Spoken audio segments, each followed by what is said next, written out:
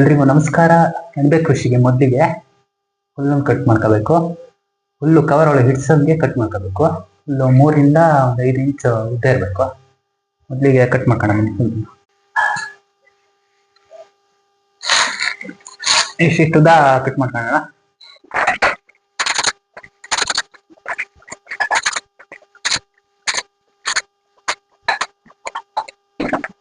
ನೀ ಅಂತ ನೆನ್ಕೊಂಬಂದ್ಯಾ?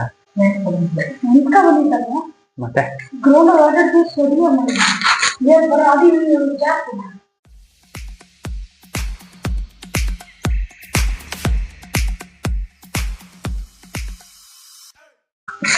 ಎಷ್ಟು ಬೇಕಮ್ಮ? ಎಷ್ಟು ಹಾಕೋಣ? ಇಷ್ಟು ಹಾಕೋಣ. ಬೇಡ.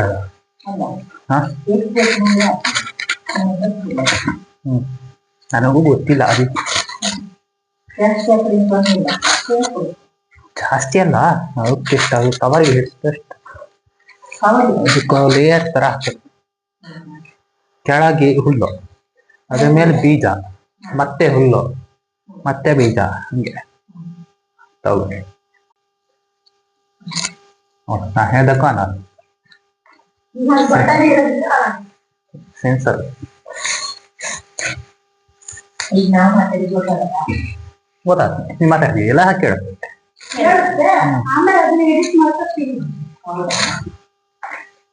ನೀವು ಬೇಕಾದ್ರೆ ಹಾಕ್ತೀನಿ, ಅಡ್ಡಿಲ್ಲ.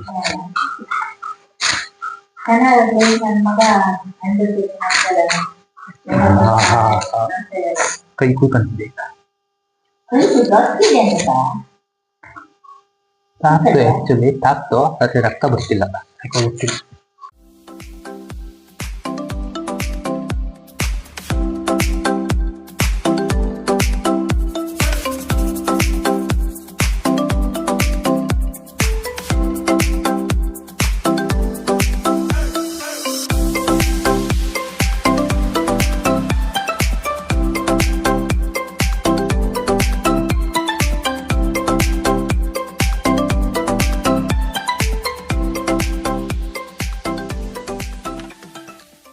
ಫ್ರೆಂಡ್ಸ್, ಈಗ ಹುಲ್ಲು ಕಟ್ ಮಾಡಾಯ್ತು. ಈಗ ಇದಕ್ಕೆ ತಣ್ಣೀರು ಹಾಕಿ ಒಂದು 20 ನಿಮಿಷ ನೆನೆಸಿಡ್ಬೇಕು. ಯಾಕಂದ್ರೆ ಇದರಲ್ಲಿ ಸೂಕ್ಷ್ಮಾಣು ಜೀವಿಗಳು ಇರ್ತವೆ ಸುಮಾರು, ಅವೆಲ್ಲ ಹೋಗ್ಬೇಕು.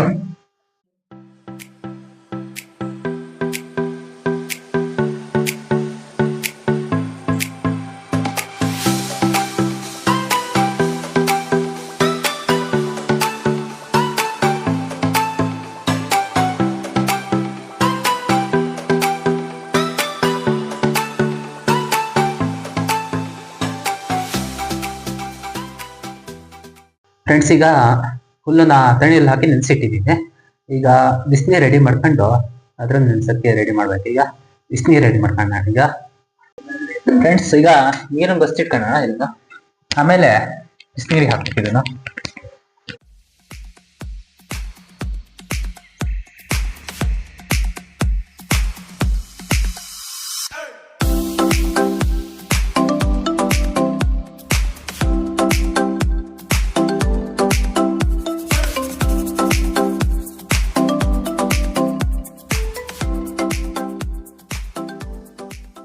ಈರುಳ್ಳಿ ಹಿಂಗೆ ಇದಾದ್ಮೇಲೆ ಬಿಸಿನೀರಿಗೆ ಹಾಕ್ಬೇಕು.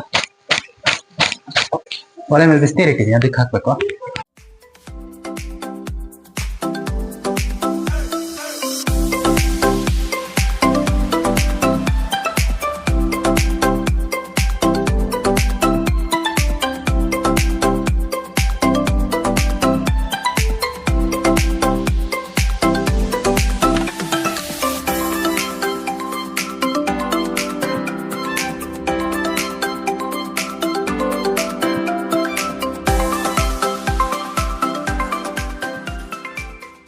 ಫ್ರೆಂಡ್ಸ್, ಈಗ ಬಿಸಿನೀರಲ್ಲಿ ಹುಲ್ಲು ನೆಂದಿದೆ. ಈಗ ಬಿಸಿನೀರನ್ನು ತೆಗೆದು ಬಸಿಬೇಕು.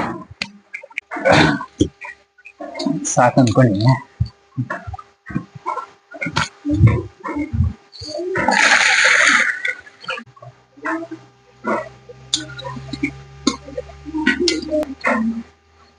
ನಿಧಾನ ನಿಮಗೆ 10 ನಿಮಿಷ ಬಿಟ್ಟು ಆಮೇಲೆ ಪ್ರೊಸೆಸ್ ಮಾಡ್ತೀವಿ. ಕ್ವಶನ್ಸ್? ಅದು ಈಗ ಬಿಸಿ ನೀರು, ಈಗ ಬ್ಯಾಕ್ಟೀರಿಯಾಗಳೆಲ್ಲ ಹೋಗಿರುತ್ತಾ? ಹೋಗಿರತ್ತಂತ ಮಾಡಿದೀವಿ, ಗೊತ್ತಿಲ್ಲ.